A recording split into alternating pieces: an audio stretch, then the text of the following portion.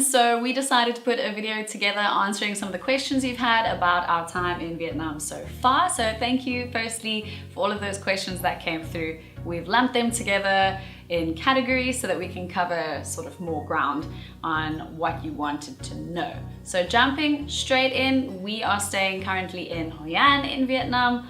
We really love it here, and the first question was, why Hoi An? What made you decide to stay here?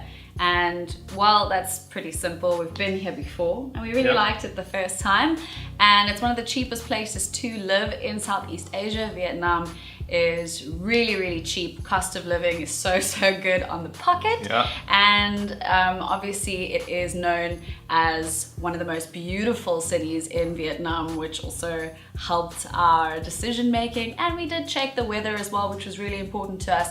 The weather was really good this time of the year, so that is why we wanted to come this side. We've got a lot of equipment with us. We can't exactly be driving around with equipment if it's raining all the time. So that was basically the basis of our decision.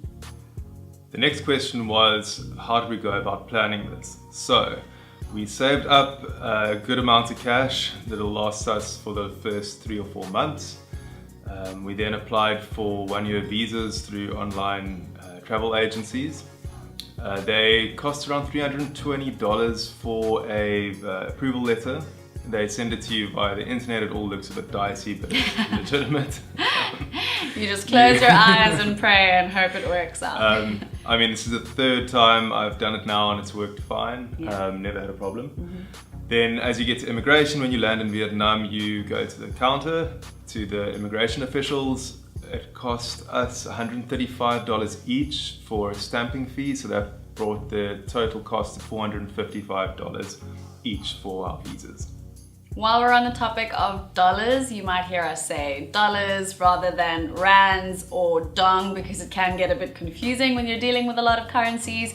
And you know, when you're working with dongs, you're working with hundreds and thousands, so it gets quite tricky. So we're gonna stick to dollars for now. To put it in perspective, 1 rand is about 1,700 dong, and $1 is about 23,000 dong.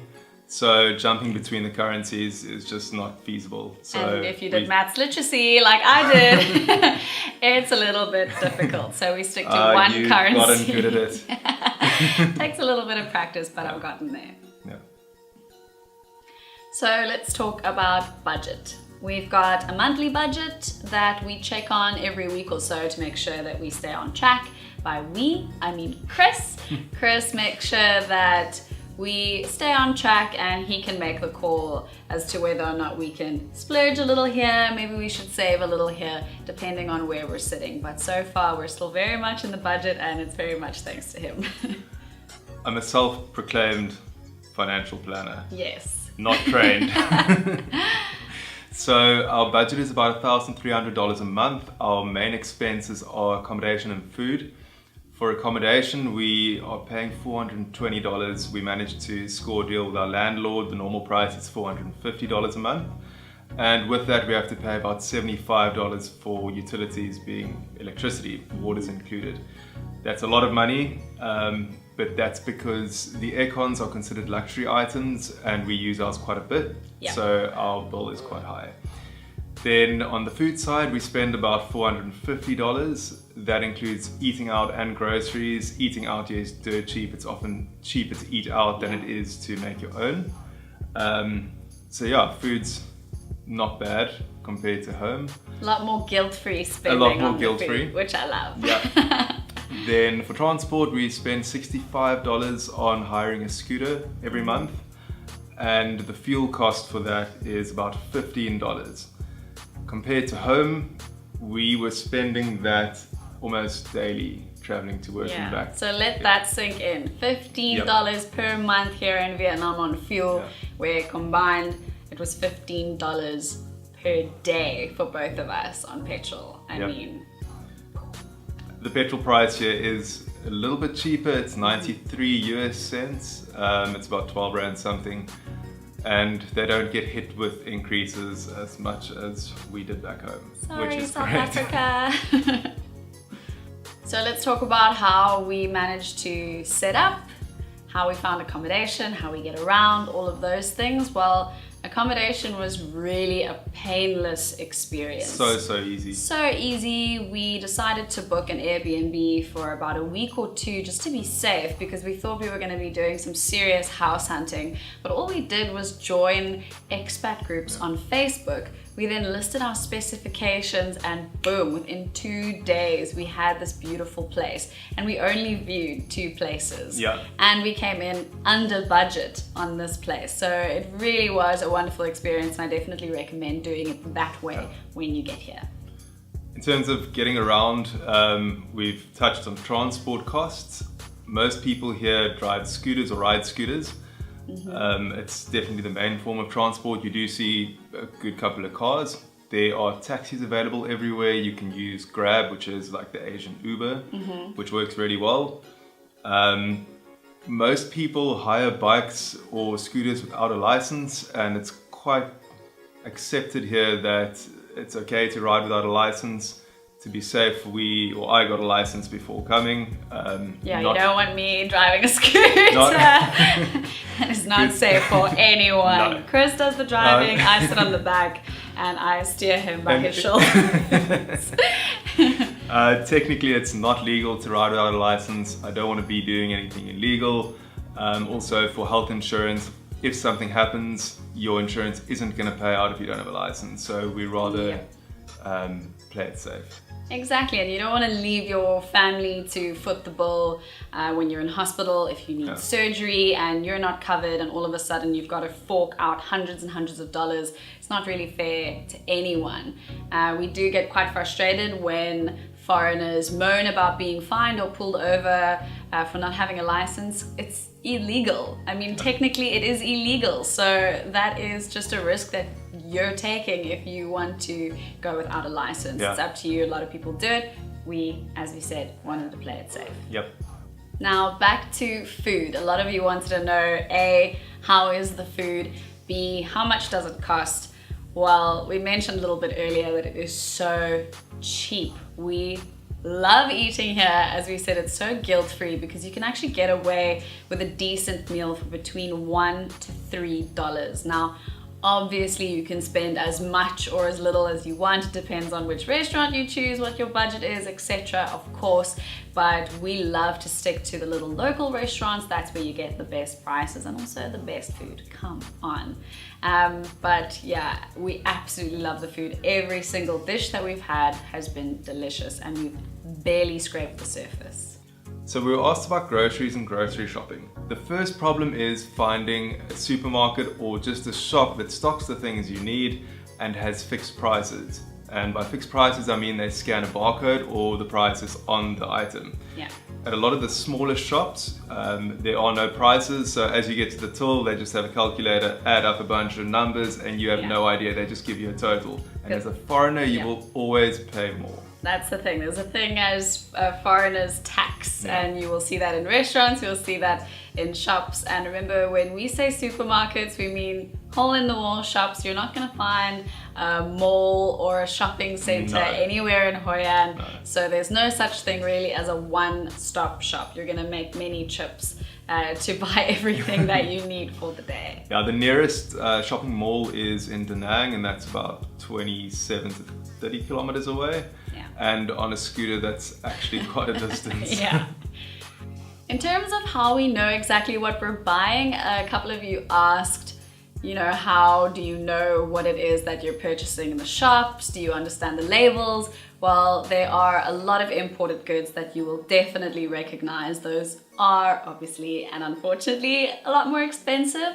And with the local products, the labels are in Vietnamese. So you have to rely on pictures, on packaging, and a little bit of luck when it comes to buying certain goods. The next challenge is often the language barrier, but it's okay. Most of the people here speak basic English. When things get a bit hairy, maybe they take out a calculator and put the number or punch the number in the calculator and show you, or they open their cash register and take out the amount that the item costs. And that's an easy way to communicate. There are often, or sometimes at least, miscommunications and misunderstandings, but it's all part of the fun of being here. You don't always know what you're going to get, but you get something at the end of the day and everyone's happy. Exactly. A couple of blank stares never hurt anybody. You'll find that you get quite creative with sign language, whether it be in shops or restaurants, but overall you get by just fine with the language barrier. On that note, the people here are so friendly. They're happy to laugh along through the miscommunication blunders, and they're just really helpful and really happy to share their culture. So far our experience has been really great with everyone here.